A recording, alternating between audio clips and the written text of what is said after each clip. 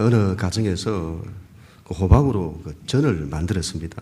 그 엄마 또 아빠하고 두 아이들이 함께 음식을 먹는데 그 아이들이 먹다가 음식을 바닥에 떨어뜨린 겁니다. 아이들이 그것을 주워 먹었습니다. 그랬더니 엄마가 고래고래 고함을 지르는 겁니다.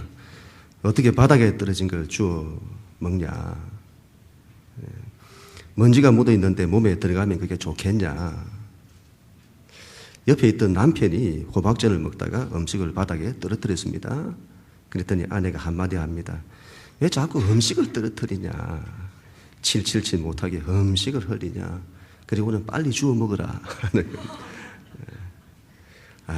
가정에서 불쌍한 남편들 찬밥 신세인 겁니다. 우리나라 가정의 자녀에 대한 사랑을 단적으로 보여줍니다. 끔찍한 자녀에 대한 사랑. 세상 모든 부모들이 다 그렇게 했습니다만 유독 우리나라 부모들의 자녀 사랑은 더 큰 듯 합니다. 남편보다 더 귀한 것이 자식이죠. 자식을 위해서라면 못할 것이 없는 겁니다. 그런데 그런 자녀들을 이번 세월호 참사를 통해서 잃었으니 우리는 할 말을 잃습니다. 지금 우리는 세월호 참사를 통해 국가적인 큰 고난을 겪고 있습니다. 눈물과 좌절과 절망의 시기를 보내고 있습니다. 온통 신음과 한숨과 탄식 소리들이 들려오고 있습니다. 지난 주일에 찬양을 하는데 나의 하나님 그 크신 사랑 후렴에 세월이 지나도 변치 않으리 이 찬양을 부르는데 이 세월자가 들어가니까 세월호가 먼저 생각이 나는 겁니다. 그만큼 그 사건은 우리의 마음의 아픔으로 깊이 각인되어 있는 거죠. 고난주간에 그러한 일을 겪고 4월 남은 두 분의 주일을 세월호에 대한 내용으로 설교를 했습니다. 또 할 자신이 없었습니다. 그리고 5월은 여러분 가정의 달이 아닙니까? 그래서 5월에는 가정에 대한 설교를 해야겠다는 마음이었습니다. 그런데 그러한 생각이 바뀌게 되었습니다. 지난주 목요일 저희 큰아이 시험이 끝났습니다. 그래서 함께 안산 화랑유원지에 있는 세월호 참사 정부 합동 분향소를 방문하기로 했습니다. 가서는 차를 주차하고 분향소 위치를 물어서 가는데 분향을 마치고 오시는 많은 분들을 보게 되었습니다. 대부분이 이제 침통한 그런 분위기와 함께 눈이 빨갛게 충혈되어 있는 겁니다. 분향소에 도착을 해서는 안내위원들의 도움을 받아 그 입구에 들어갔는데 저는 눈앞에 펼쳐진 광경을 보고는 마음이 무너졌습니다.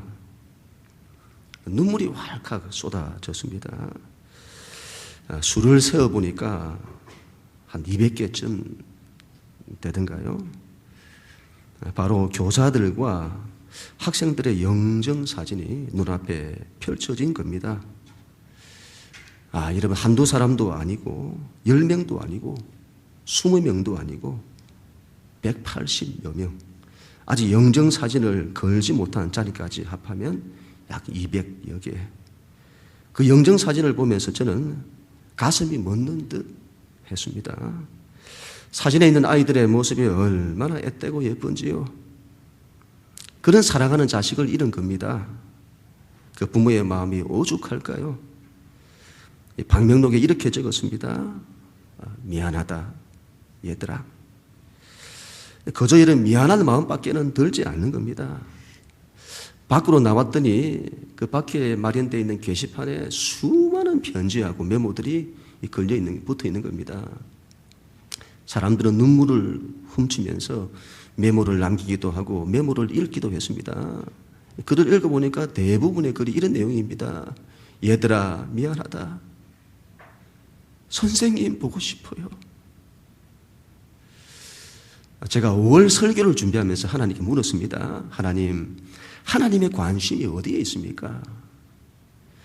하나님은 지금의 이 현실에 대해서 무엇을 말씀하십니까? 그랬더니 세월호인 겁니다. 하나님은 그것을 말씀하시는 겁니다. 아니, 더 나아가 근본 세월호 사건으로 하나님은 이 시대를 향해 강력하게 말씀하시는 겁니다. 한국 교회를 향하여 강력하게 말씀하시는 겁니다. 저들의 눈물을 보라. 저들의 아픔을 보라. 저들의 단식을 보라. 저들의 절망을 보라.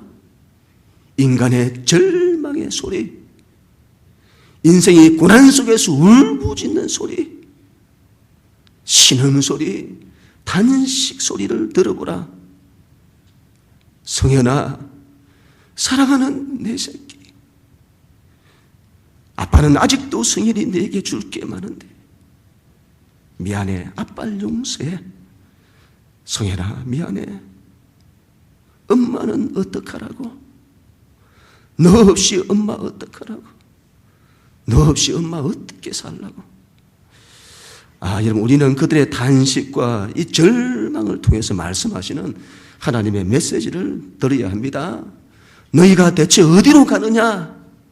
너희가 대체 무엇을 위해 사느냐? 너희가 대체 이 세상에서 무엇을 만들어내고 있느냐? 국가 시스템을 바꾸어야 한다고 합니다. 국가 개조론이 나오고 있습니다. 국가 시스템을 바꿔야 한다. 관료와 이익 집단의 카르텔을 깨야 한다.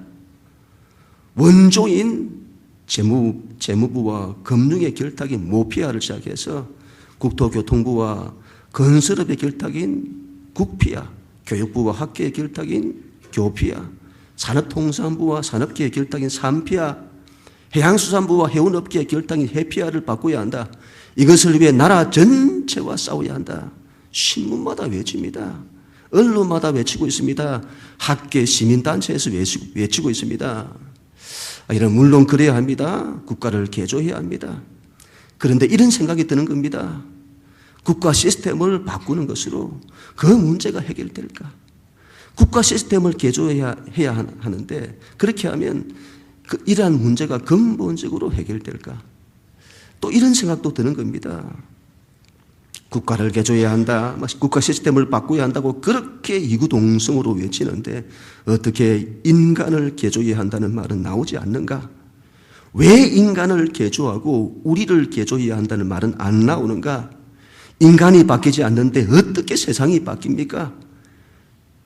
시스템만 바꾸면 뭐합니까? 자기 중심적인 인간, 이기적인 인간, 돈을 위하고 성공을 위하고 인간의 욕망을 위하고 세상 가치를 위해서는 수단과 방법을 가리지 않는 인간이 바뀌지 않는데 어떻게 세상이 바뀝니까? 지금의 시대가, 이번에 참사가 그것을 요구하고 있습니까? 아이들의 죽음이, 아이들의 영혼이 그것을 외치고 있습니까? 국가를 개조해 주세요. 국가 시스템을 바꿔주세요.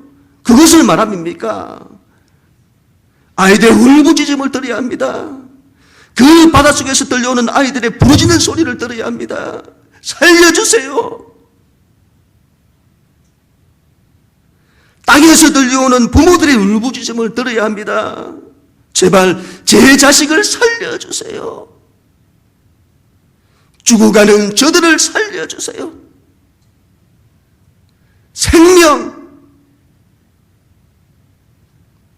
생명보다 더 중요한 게 없는 겁니다.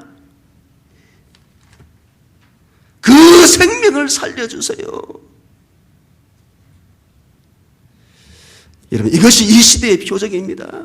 이것이 근본 참사를 통해, 국가적 고난을 통해, 이 시대의 표적을 통해 우리에게 전달되는 하나님의 메시지입니다. 생명이 중요하다. 생명을 살려야 한다. 그런데 대체 너희가 어디에 마음을 두고 있느냐? 대체 너희가 어디에 관심을 두고 있느냐? 대체 너희가 어떤 세상을 만들고 있느냐? 세월호 참사를 통해 하나님의 강력한 메시지가 한국 교회에 선포되고 있습니다. 이번 참사는 너희의 책임이다. 이 시대가 세월호처럼 침몰하고 있다. 사람들이 죽어가고 있다. 생명을 살려야 한다. 그런데 대체 너희가 어디에 마음을 두고 있느냐? 온갖 세속주의로 물들어 있는 교회, 온갖 성장과 성공으로 물들어 있는 교회, 온갖 인간의 욕망으로 물들어 있는 교회, 대체 너희가 무엇을 위해서 살고 있느냐? 세상의 모든 이들이 이 사건의 공범자들입니다. 여러분, 우리가 그들을 죽였습니다. 우리 모두의 책임입니다. 어느 누구도 여기에 대해서 자유로울 수 없습니다. 우리는 다 눈물 짓고 자기 가슴을 치며 회개하고 반성해야 합니다. 다른 사람에게 책임을 돌려서는 안 됩니다. 객관적인 진실을 규명해서 철저히 반성해야 합니다. 책임질 사람은 책임을 져야 합니다. 그런데 자기는 그 책임에서 자유롭고 누군가를 심판하고 책임을 돌려서는 안 됩니다. 우리 모두가 책임을 지려고 해야 합니다. 그런데 나라가 온통 자기 목숨만을 내면서 책임을 떠넘기며 심판하고 난리입니다. 모철학 강의하시는 분이 이런 이야기를 하더군요. 젊은이들이여 그리로 나가라. 무슨 말이죠? 좀 심하게 말하면 여러분들이 거리에 나가서 이 나라를 뒤집어라. 이런 그 마음은 이해할 만합니다만은 젊은이들이여 우리가 무릎을 꿇자. 우리가 책임을 지자. 왜 그렇게는 말하지 않습니까? 우리는 여러분 기억해야 합니다. 세상은 자신들의 옳다는 것을 가지고 심판하는 자들에 의해서 바뀌지 않습니다. 세상은 사랑으로 책임을 지는 자들에 의해서 바뀌는 겁니다. 한국과의 고난의 현실 앞에서, 죽음의 현실 앞에서 인간의 모든 죄악상들이 다 드러나고 있습니다. 언론부터 단체들까지 온통 난리입니다. 언론의 죄악상을 보십시오. 언론들도 생존 경쟁입니다. 돈을 위해서 돌아갑니다. 속보와 특종과 그리고 시청률을 위해서 경쟁하고 난리입니다. 사실을 왜곡합니다. 객관적인 사실보다는 선동에 앞장서고 있습니다. 요즘은 지상파나 주요 일간지 외에도 인터넷상에 수많은 언론과 매체들이 있습니다. 그들이 전부 일어나서는 자기 목소리를 내고 있습니다. 그래서 인터넷상에 온갖 유언비어와 선동들이 난무하고 자극적인 기사를 보도하고 거짓을 보도하고 나중에 진실이 밝혀지면 아니면 말고 그런 식의 일들이 일어나고 있습니다. 여기에 동조해서는 온 세상이 자기 목소리를 내면서 심판과 정죄의 목소리를 쏟아내고 있습니다. 이 나라가 온통 어둠과 혼돈 속에 있습니다. 인간은 스스로 똑똑하다고 생각할지 모르겠습니다만 그렇지 않죠. 21세기는 똑똑한 바보들로 넘쳐나고 있습니다. 많은 것을 안다고 생각하나 그 아는 것은 정부에 지나지 않고 삶의 철학도 없고 깊이도 없는 그 옛날 고대 사람들의 삶의 자세에도 미치지 못하는, 그러면서도 자기 자신이 안다고 생각하는 교만한 이 인간. 인간이 얼마나 어리석은지 모릅니다. 인간이 얼마나 선동되기 쉬운지 모릅니다. 그것을 어떻게 하냐고요? 역사. 성경을 보십시오, 여러분. 예수님 당시 유대인들은 사람들을 선동합니다. 선동꾼들이 죄 없는 예수님을 나라를 망하게 하는 정치적 반란자로 몰아세웁니다. 저를 죽여야 이 나라가 산다고 합니다. 거기에 휘둘려서, 백성들이 휘둘려서 세상이 들고 일어나서는 저를 죽이소서, 저를 십자가에 못 박아 죽이소서. 그리고는 거기에 정치 세력과 종교 세력, 일반 대중까지 다 합세하여 예수 그리스도를 십자가에 못 박아 죽입니다. 누가 누구를 심판합니까? 정작 죄인은 자신들인데 누가 누구를 정죄합니까? 누가 선과 악에 대한 판단의 권한을 인간에게 주었습니까? 심판의 권세는 오직 선한 자에게만 있습니다. 아니, 심판의 권세는 십자가의 사랑에서 나타난 것처럼 죄인을 위해 당신의 전부를 희생한 자만이 내릴 수 있는 겁니다. 누가 누구를 심판합니까? 여러분 잘 보십시오. 이상합니다. 왜 인간 개조론을 말하지 않을까요? 이 시대에 무너진 인간상 철저히 개인주의화되고 이기주의화된 인간, 도구로 전락한 인간, 그렇게 자유와 평등을 말하고 인권을 말하는데 정작 이 시대의 인간은 인간성을 상실한 인간, 자기밖에 모르는 인간을 만들었습니다. 그렇게 고상한 자유와 평등과 인권도 이기적으로 사용하는 인간, 돈을 위해서 사는 인간, 성공을 위해서 사는 인간, 욕망을 위해 사는 인간, 세상의 도구로 전락한 인간. 그래서 어디에서도 인간됨이 보이지 않고 권위는 무너지고 공동체성도 무너진 소외된 인간. 인간이 세상을 이렇게 만들었는데 왜 인간이 바뀌어야 한다고 부르짖지 않을까요? 왜 그렇죠? 인간은 자기가 옳다고 생각하기 때문입니다. 인간은 자기가 죄인이 아니라고 생각하기 때문입니다. 죄인된 인간의 본성이죠. 인간은 철저히 자기중심적입니다. 마지막까지 인간에 대한 옳음을 버리지 않습니다. 인간은 죄인이 틀림이 없습니다. 어디에서도 회개의 소리가 들리지 않는 이러한 현실 속에서 한국교회는 어떻게 해야 될까요? 우리 믿는 그리스도인들은 어떻게 해야 할까요? 우리는 이 시대를 통해 말씀하시는 하나님의 말씀을 들어야 합니다. 지금의 현실을 통해서 말씀하시는 하나님의 시대의 표적을 분별해야 합니다. 느헤미야라고 하는 사람이 있었습니다. 그는 이스라엘 백성입니다. 그는 페르시아라고 하는 나라가 온 세상을 지배하는 시대에 살았던 사람입니다. 그는 지금으로 하면 미국이란 나라에서 살고 있는 교포 3세나 4세, 5세쯤 되는 사람입니다. 그 옛날 할아버지의 할아버지 때부터 이스라엘 민족이 나라를 잃고 멸망당하여 이방 땅에 포로로 잡혀갔는데 그때부터 그곳에서 살았던 이스라엘의 후손입니다. 느헤미야는 그 땅에서 왕의 곁에서 일을 하는 왕의 측근이었고 고위직의 한 사람이었습니다. 하루는 그가 예루살렘에 다녀온 동생으로부터 소문을 듣게 됩니다. 그것은 이스라엘 민족의 고향 땅인 유다와 예루살렘이 무너졌다는 소식이었습니다. 이때의 상황을 두고 성경은 이렇게 말합니다. 2절, 3절. 내 형제들 가운데 하나니가 두어 사람과 함께 유다에서 내게 이르렀기로 내가 그 사로잡힘을 면하고 남아있는 유다와 예루살렘 사람들의 형편을 물은즉 그들이 내게 이르되 사로잡힘을 면하고 남아있는 자들이 그 지방 거기에서 큰 환난을 당하고 능욕을 받으며 예루살렘 성은 허물어지고 성문은 불탔다 하는지라. 다시 말하면 미국에 사는 느헤미야가 들은 이야기는 한국 땅에 있는 자기 민족의 현실이 무너졌다는 것입니다. 백성들은 큰 환난을 당하고 있고 능욕을 받고 있고 예루살렘 성은 허물어졌고 성문은 불탔다는 겁니다. 이때의 상황이 얼마나 심각했는지는 그 당시의 역사적 배경을 좀 알아야 합니다. 이스라엘 민족이 멸망한 때는 바벨론이라고 하는 나라가 세상을 지배하던 때였습니다. 그때 이스라엘이 멸망하는데 멸망당하는 정도가 아니라 완전히 무너집니다.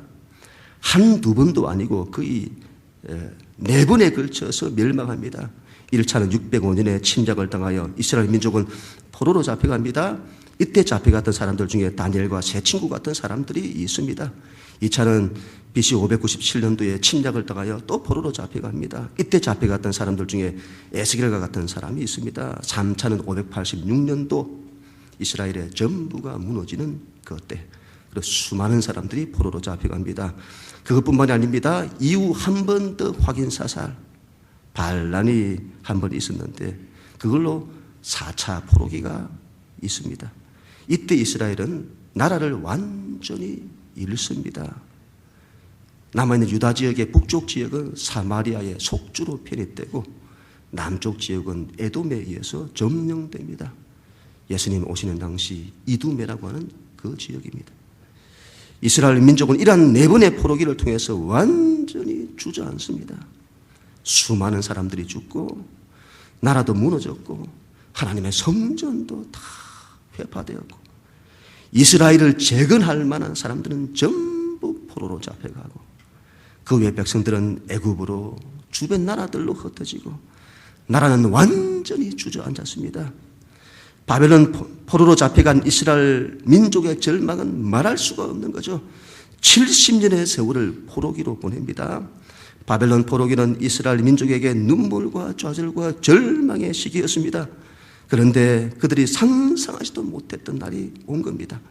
그 바벨론 제국이 멸망하고 페르시아 제국이 등장한 겁니다. 그리고 하나님께서 놀라운 은혜를 베푸셔서 이스라엘이 포로기를 끝내고 고향 땅으로 돌아오게 된 것입니다. 포로기에서 돌아온 이스라엘 백성이 고향 땅에서 가장 크게 바랬던 것은 이스라엘 나라의 회복이었습니다. 그래서 성전 재건부터 시작했습니다. 그런데 그 일이 쉽지가 않은 거죠. 많은 대적들의 반대에 부딪힙니다. 성전 건축은 거의 16년 동안 중단되었다가 거의 20년 만에 완성됩니다. 포로기에서 돌아온 분들이 얼마나 고생을 했는지 모릅니다. 가장 먼저 하나님의 성전을 세우고 신앙을 세우기 위해서 얼마나 애를 썼는지 모릅니다. 그런데 그 후 오늘 느헤미야 때까지 약 100년의 세월 동안 이스라엘은 주저앉은 것입니다. 느헤미야가 유다와 예루살렘의 소문을 들었다는 것은 이것을 말합니다. 이스라엘이 어떻게 포로기에서 돌아왔는데 포로기를 통해서 조상들이 얼마나 고생을 하고 눈물을 흘리고 고향 땅으로 돌아와서는 죽을 고생을 하면서 다시 이스라엘을 세우고자 했는데 이후에 사람들의 신앙을 다 버린 겁니다. 약 100년을 무너진 현실 가운데 있었습니다. 선량한 백성들은 고난을 겪고 멸시를 당했습니다. 이스라엘 민족은 사마리아와 에돔과 아랍으로부터 습격을 당하고 보복에 시달렸습니다. 성전을 건축했지만 사람들은 세상을 쫓아갔습니다. 이스라엘은 고난의 현실 속에서 낙심하고 주저앉았습니다. 그들의 실망감은 너무 커서 종교적으로 도덕적으로 해이해지기 시작했습니다. 성전 제사장들은 지금으로 하면 목회자들이 하나님께 병들고 흠 있는 짐승을 바쳤습니다. 그리고 그것이 잘못이라고 전혀 생각하지 않았습니다. 목회자들의 도덕이 땅에 떨어졌습니다. 사람들의 신앙이 해이해져서는 성전을 섬기지 않습니다. 사람들은 먹고 사는 일에 매달려 세상으로 갑니다.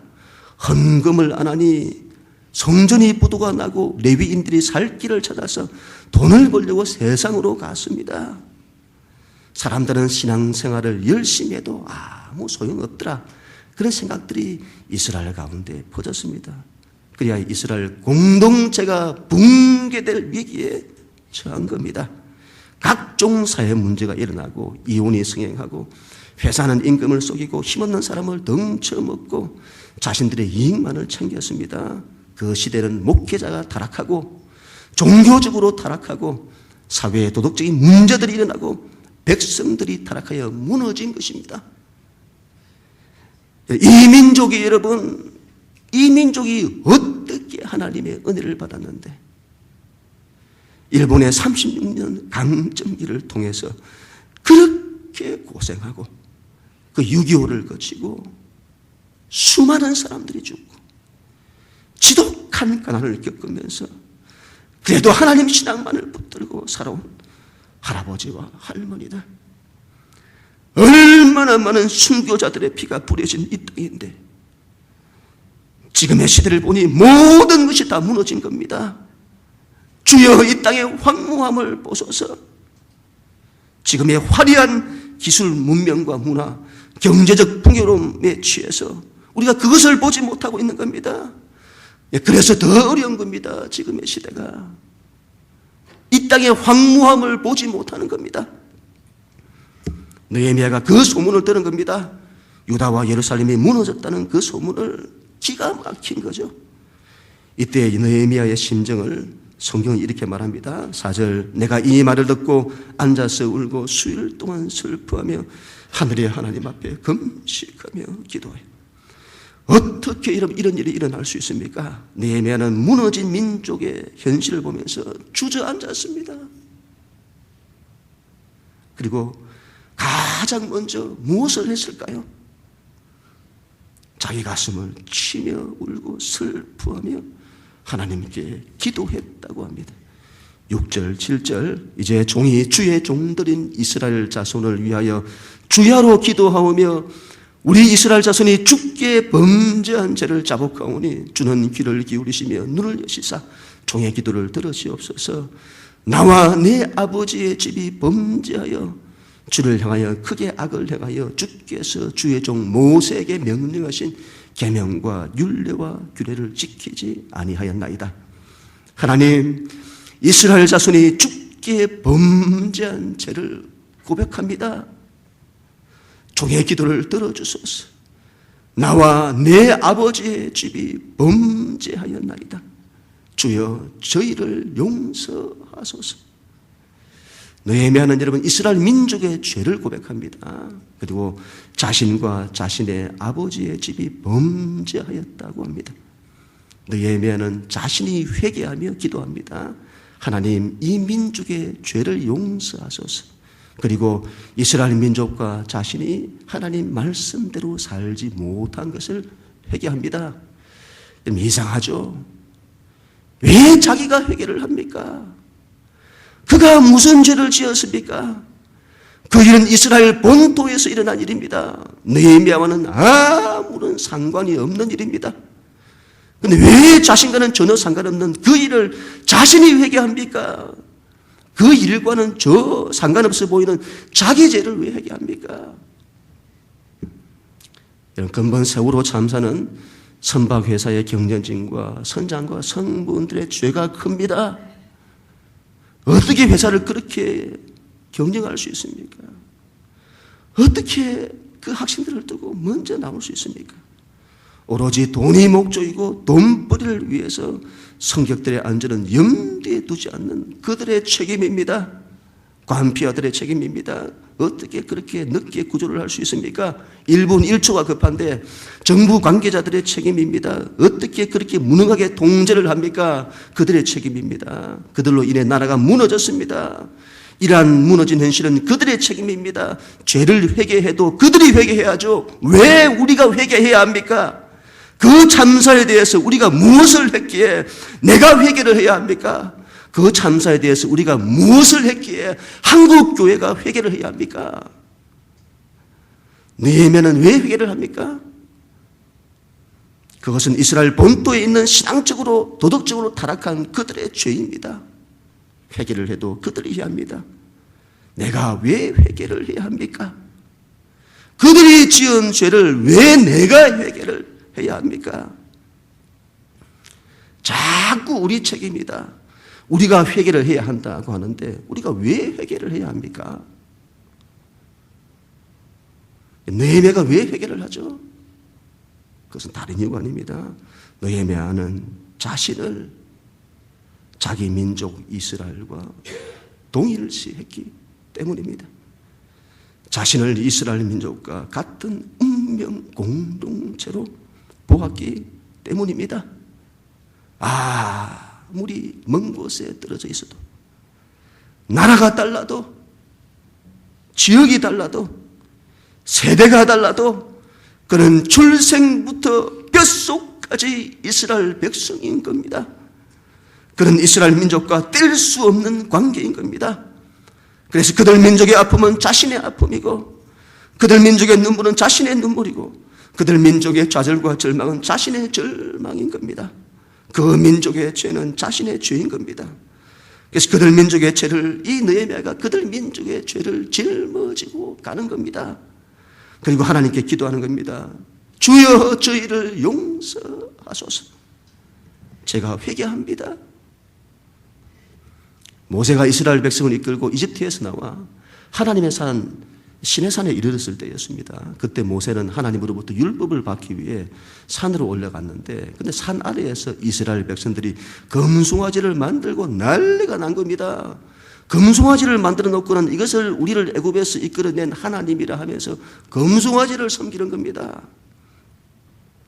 그 일은 엄청난 사건입니다.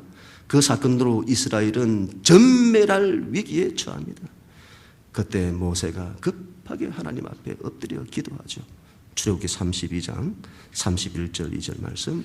모세가 여호와께 다시 나아가 여짜오되 슬프도소이다.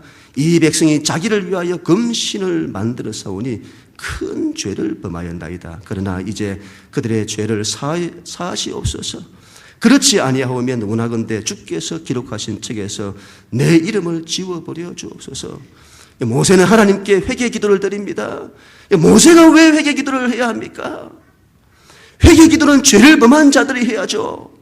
죄를 범한 이스라엘 백성이 해야죠. 왜 모세가 해야 합니까? 모세는 자신을 이스라엘 민족과 동일시했기 때문입니다. 모세와 이스라엘 민족은 하나인 겁니다. 한 운명 공동체. 이스라엘 민족이 없으면 모세도 없는 겁니다. 모세는 이스라엘 민족의 죄를 자신이 대신 짊어지고 회개하는 겁니다. 이런 사람을 두고 중보자라고 합니다. 주여 저희를 용서하소서. 회개합니다. 저희를 살리소서.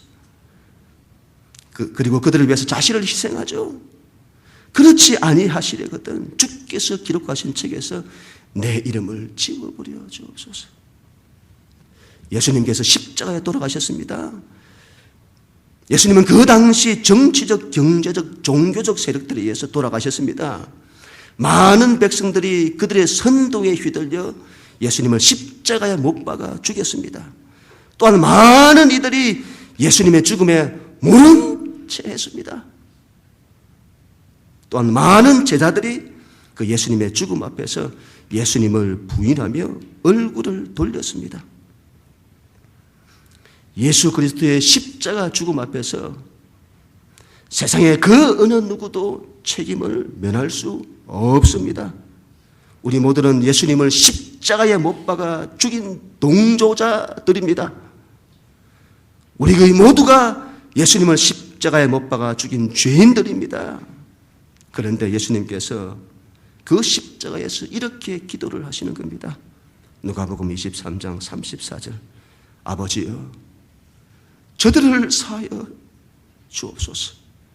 자기들이 하는 것을 알지 못하니이다. 왜 예수님께서 그런 기도를 해야 합니까? 그것은 우리 모두의 죄입니다.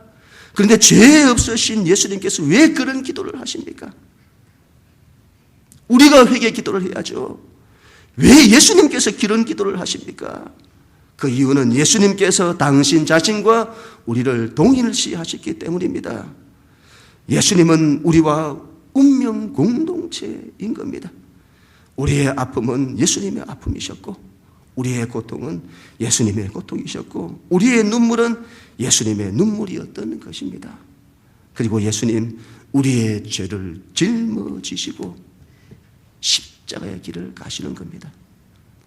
보라, 세상 죄를 지고 가는 하나님의 어린 양이로다. 우리의 모든 죄가 예수님께 옮겨지고 예수님께서 그 죄를 짊어지시고 십자가에 죽으시는 것입니다. 그리고는 세상을 다 살리십니다. 우리는 이 민족과 운명 공동체입니다. 이 민족의 고통은 우리의 고통입니다. 이 민족의 아픔은 우리의 아픔입니다. 이 민족의 눈물은 우리의 눈물입니다. 이 민족의 죄악은 전부 우리의 죄악입니다. 우리는 그 죄를 짊어져야 합니다. 그 책임을 짊어져야 합니다. 이것이 바로 예수님께서 우리에게 짊어지라고 하신 십자가. 아무든지 나를 따라오려거든 자기를 부인하고 자기 십자가를 지고 나를 따를 것이니라. 이 시대에 진정으로 필요한 것은요, 회개입니다. 이스라엘이 무너진 현실에서 회복되는 것은 느헤미야의 회개의 기도에서 출발합니다. 생명의 역사와 구원의 역사는 여기서부터 시작될 것입니다. 한국 교회가 회개해야 합니다. 이 사회의 모든 문제를 교회의 책임으로 짊어져야 합니다. 우리가 회개해야 합니다. 우리가 하나님 말씀대로 살지 못했기 때문입니다. 여기서부터 하나님의 회복이 시작될 것입니다. 그런 우리 모두가 다 될 수 있기를 주님 이름으로 간절히 축원합니다.